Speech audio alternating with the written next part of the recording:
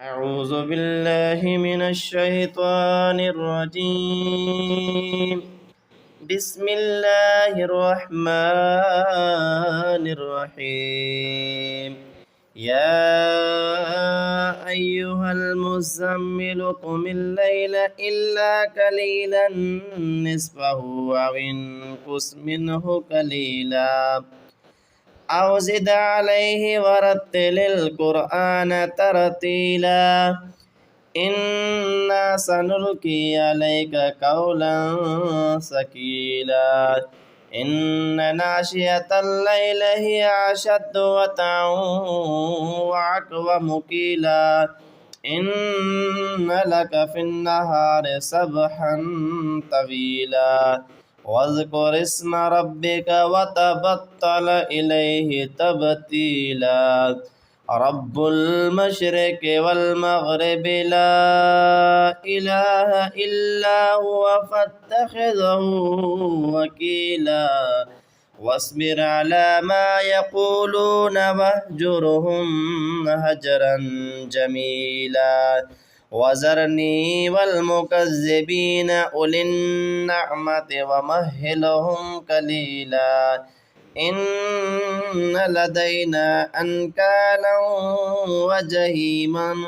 وطعاما ذا غصة وعذابا عليما يوم ترجف الأرض والجبال وكانت الجبال قصيبا مهيلا إنا أرسلنا إليكم رسولا شاهدا عليكم كما أرسلنا إلى فرعون رسولا فعصى فرعون الرسول فأخذناه أخذا وبيلا فكيف تتقون إن كفرتم يوما يجعل الولدان شيبا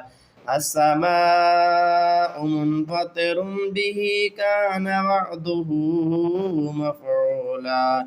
إن هذه تذكرة فمن شاء اتخذ إلى ربه سبيلا إن ربك يعلم أنك تقوم أدنى من ثلثي الليل ونصفه وثلثه وطائفة من الذين معك والله يقدر الليل والنهار علم أن لن تحصوه فتاب عليكم فاقرؤوا ما تيسر من القرآن علم أن سيكون منكم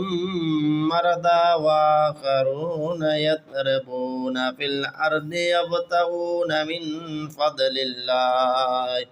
وآخرون يقاتلون في سبيل الله فاقرؤوا ما تيسر منه وأقيموا الصلاة وآتوا الزكاة وأقرضوا الله قرضا حسنا وما تقدموا لأنفسكم من خير تجدوه عند الله خير تجدوه عند الله هو خيرا وأعظم أجرا واستغفر الله إن الله غفور